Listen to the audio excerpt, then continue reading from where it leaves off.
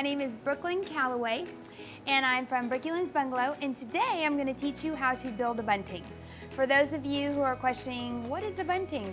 It's basically flags strung together with words on them that say festive, seasonal decor, whatever, family, harvest, spooky. This one is actually going to say bunting. So today what we're going to do is just kind of show you how you build a bunting from the Bunting Bar. We have wooden flags, all different shapes. We have various stencils. This is the chevron and obviously the polka dot. And then we have a couple of things, more things like the letters, the twine, the glue, and the glitter. As you can tell here, I've taken my paints, the colors that I have chosen for my bunting, and I've just put them on a paper plate. Okay, so the first step is always to paint your base coat on the bunting flags themselves. I've chosen white as my base color because it was simple. That's what my logo does, or has on it, so I'm gonna paint my flags white as well. I'm gonna take the 2-inch brush because of the coverage, it's thicker, and I'm gonna dip it in my white. I'm just gonna simply start painting until the flag's covered. You don't have to be perfect. It's kind of like the worse it looks, the better it cooks in Pampered Chef, only this is paint and wooden bunting flags. So just keep going. Again, embrace the brush strokes. And you can use any paint, any color with these flags. Notice that the white on my paper plate was the biggest amount because I was actually covering all of the flags.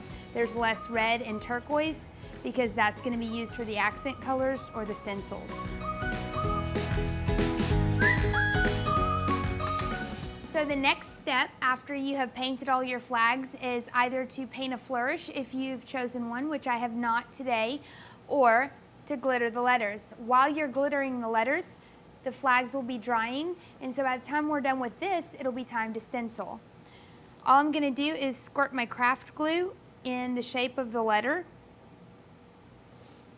If you start to glitter the sides of the letters, they become difficult to see or recognize. And it really is that simple. You just keep doing that until you're done. I love the craft glue that we sell because it has the tip on it and it allows me to draw. When we get to the stencil step later, I like to take a pencil, trace the stencil, and then trace over the pencil marks after you lift the stencil off with the glue and then glitter that way. Oh man, that's really, really cute. You just keep going with your glitter until you're done and you have full coverage. Tap it off, lay it to dry. This step will probably take you about maybe 6 minutes, 5 or 6 minutes, depending on how long your word is. Anywhere you don't spread your glue, the glitter won't stick. So just make sure when you're covering, it's better to have too much than too little.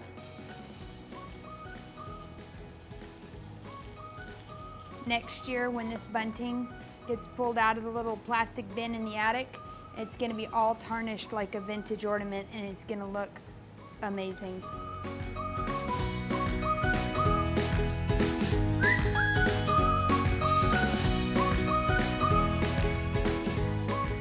Next step is you take some of your flags, I do every other one, and you stencil them. I'm gonna do 3 flags in the chevron and 4 in polka dots. For the chevron, we're gonna use a turquoise. I'm just gonna shove this out of the way. You put the stencil right over the flag. It doesn't have to be perfect. Make sure that you're holding the stencil down and you just start pouncing. And again, this is not gonna be perfect. There's gonna be some bleed through, and that's perfectly fine.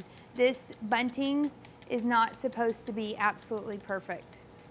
You just keep going until you're done stenciling. All these wooden stencils are reusable, and they're great for the sides of dresser drawers and things like that. I designed them so they'd be a good fit for furniture later on. And then you lift it off. Super cute. Oh, I love turquoise. Okay, so you just keep going until you're done I'm pouncing pretty hard because there's some crevices that are kind of hard to get to unless you really squish it in there. All the stencils that we use are pretty simple stencils because, like I was saying earlier in the video, you can use a pencil and you can literally trace the stencil on the flag, lift it up, and then use the tip of the glue to trace your pencil lines, and then you can glitter the flag so it would have chevron German glass glitter lines. And that's really, really cute, but not what I'm going for right now. All right, we're on the last flag here. And then we'll do the polka dots.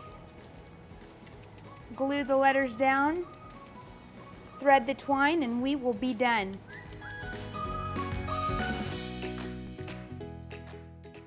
Okay, one of the last steps when it really starts to come together is when you use your hot glue gun to glue your letters in the center of your flag.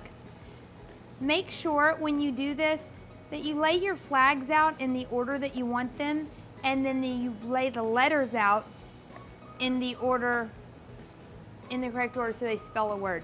I have been known to have a glass of wine or two and jumble up all my letters because I just think I'm gluing a letter to a flag. Well, it needs to spell something. So this is the U for Build-A-Bunting on the chevron flag, as it should be. Just make sure that you're doing it in a systematic order because you can get ahead of yourself because this part is pretty exciting. That's cute. That's real, real cute. Here's the final product. I built a bunting from the Bunting Bar, chose the flags, the glitter, the flourishes, and the fonts. And if you want more information on how you can build a bunting, go to buildabunting.com.